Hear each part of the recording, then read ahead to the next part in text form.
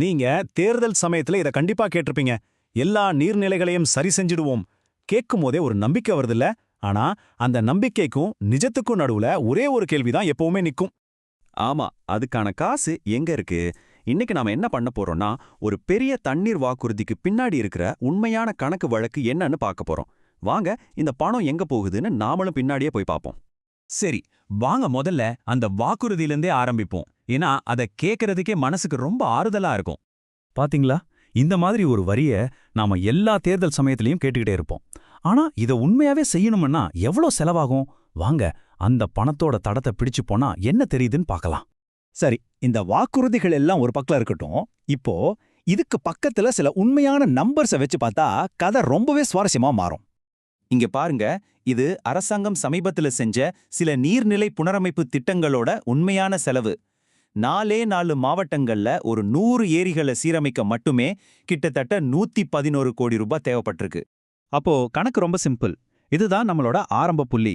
அதாவது ஒரு ஏரிக்கு சராசரியா 1 கோடி ரூபாய்க்கு மேல செலவாகுதுன்னு வச்சுக்கலாம். அப்ப யோசிச்சு பாருங்க, 100 ஏரிக்கு இவ்ளோன்னா 1000 ஏரிகளுக்கு எவ்வளோ ஆகும்? இல்ல ஒரு 10,000 ஏரிகளை சரி செய்யணும்னா, மாநிலம் முழுசா சரி பண்றோம்னு சொல்லும்போது அந்த செலவு கோடிகள்ல இருந்து ஆயிரக்கணக்கான கோடிகளுக்கு எவ்வளோ வேகமா எகிரோன்னு நீங்களே பாருங்க.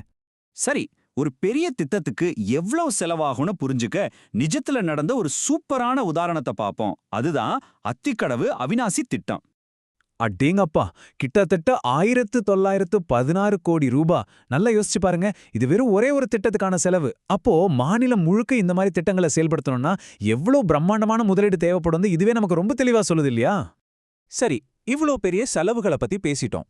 இதையெல்லாம் மனசுல வச்சுக்கிட்டு வாங்க நம்ம மாநிலத்தோட பணப்பை, அதாவது நிதி நிலைமை எப்படி இருக்குன்னு ஒரு பார்வை பார்க்கலாம்.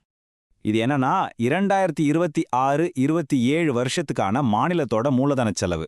சிம்பிளா சொல்லணும்னா, ரோடு போடுறது, பில்டிங் கட்டுறது, இந்த மாதிரி தண்ணீர் திட்டங்கள் செய்யறதுன்னு எல்லா புது சொத்துக்களையும் உருவாக்க அரசாங்கம் ஒதுக்கி வச்சிருக்கிற மொத்த பணமே இதுதான். இது நிதி பற்றாக்குறை. அதாவது நம்ம மாநிலத்தோட வருமானத்தை விட செலவு அதிகமா இருக்கு. அந்த வித்தியாசம்தான் இந்த தொகை. இதுதான் நம்ம மாநிலத்தோட மொத்த நிலுவை கடன். இது எவ்வளவு பெரிய நிதி அழுத்தம்னு இந்த நம்பரே சொல்லும். அப்போ விஷயம் ரொம்ப முக்கியமானது. அதாவது மாநிலம் முழுசுக்குமான தண்ணீர் திட்டத்துக்கு ஆயிரக்கணக்கான கோடிகள் தேவை. ஆனா எல்லா புது திட்டங்களுக்கும் சேர்த்து இருக்கிற மொத்த பட்ஜெட்டே 59,000 கோடி தான். அதுவும் கடன் பற்றாக்குறைன்னு ஏகப்பட்ட நெருக்கடிக்கு நடுவுல. சோ எந்த ஒரு பெரிய புது வாக்குறுதியும் ஏற்கனவே இருக்கிற இந்த சின்ன கேக் துண்டுல ஒரு பங்குக்காக மத்த எல்லா திட்டங்களோடையும் சண்டை போடணும். சரி, ஒரு பேச்சுக்கு வச்சுப்போமே, நாளைக்கே பணம் கிடைச்சிடுதுன்னு. அப்பவும் பிரச்சனை முடியல. ஏன்னா இங்க பணத்தை விட ஒரு முக்கியமான விஷயம் இருக்கு. அதுதான் நேரம். இங்க பாருங்க, இந்த டைம்லைன் எவ்வளவு சூப்பரா விளக்குதுன்னு.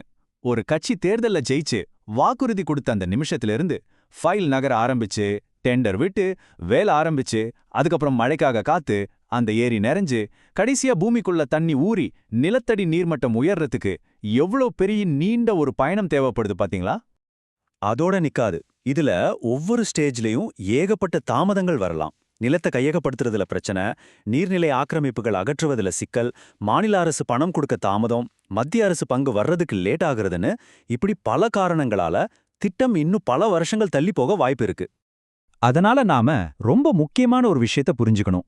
இந்த மாதிரி திட்டங்கள் எல்லாம் நீண்டகால தீர்வுகள். ஆனா இந்த வருஷம் கோடை காலத்துல வர்ற தண்ணீர் பஞ்சத்துக்கு இது உடனடி நிவாரணம் கிடையாது. இந்த வித்தியாசத்தை நாம தெளிவா தெரிஞ்சுக்கணும். இதையெல்லாம் பார்த்துட்டு நம்ம சோர்ந்து போகணும்னு அவசியம் இல்ல. ஆனா ஒரு குடிமகனா சரியான கேள்விகளோட நம்ம தயாரா இருக்கணும். அடுத்த முறை யாராவது ஒரு பெரிய வாக்குறுதி கொடுக்கும்போது அதை அப்படியே ஏத்துக்காம அதுக்கு பின்னாடி இருக்கிற இந்த கணக்குகளை பத்தி நாம யோசிக்க ஆரம்பிக்கணும். அப்ப என்னென்ன கேள்விகள் கேட்கலாம்? இதோ உங்களுக்கான ஒரு செக்லிஸ்ட். 1. இந்த திட்டத்தோட பலன் எங்களுக்கு எப்ப கிடைக்கும்? இந்த வருஷமா இல்ல அடுத்த தலைமுறைக்கா? 2. இதுக்கு உண்மையிலே எவ்வளோ செலவாகும்? சொல்ற வாக்குறுதிக்கும் இருக்கிற பட்ஜெட்டுக்கும் சம்பந்தம் இருக்கா? 3.